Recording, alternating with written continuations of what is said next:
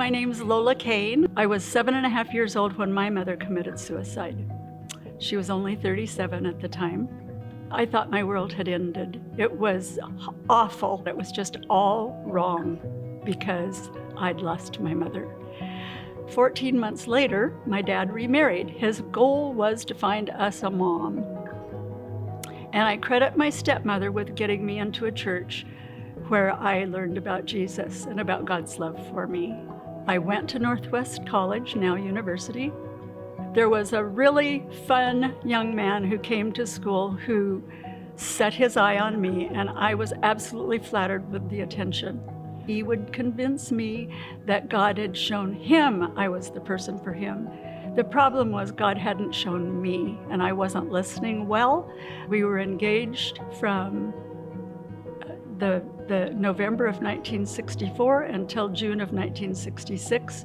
The day that we were married, I said to someone, if all of these people had not come from so far away, I would back out, that I wasn't certain it was the right thing to do. In fact, I was really certain it wasn't the right thing to do.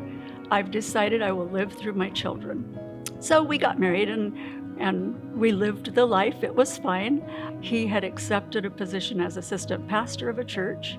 But what had happened right at that time, on the day he graduated from college, I had a miscarriage.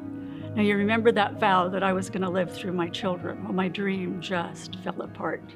I went to his office and I said, I need you to get out of the ministry long enough for me to be okay, because I'm not okay. I can't do this any longer. And he said, there's nothing you can do that will make me leave the ministry.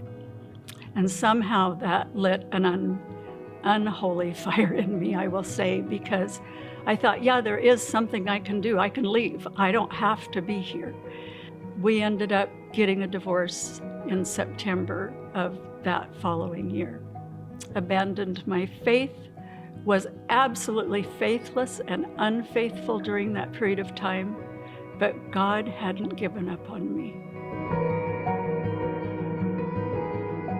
July of 1970, I met and chatted with a man named Al. We went on a date, and 5 weeks later we were married. So after the very long first engagement, this one was a whirlwind, we got married, got pregnant right away.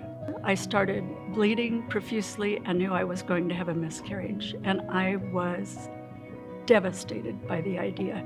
I'd already been through that and didn't want to go through it again.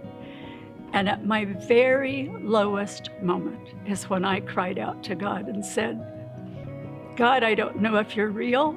I don't know if you're there, but if you'll save this baby, I'll recommit my life to you. And he did. The bleeding stopped immediately. God spared the baby, and he spared me. There's no reason for the story of the prodigal son if God doesn't have grace for second chances.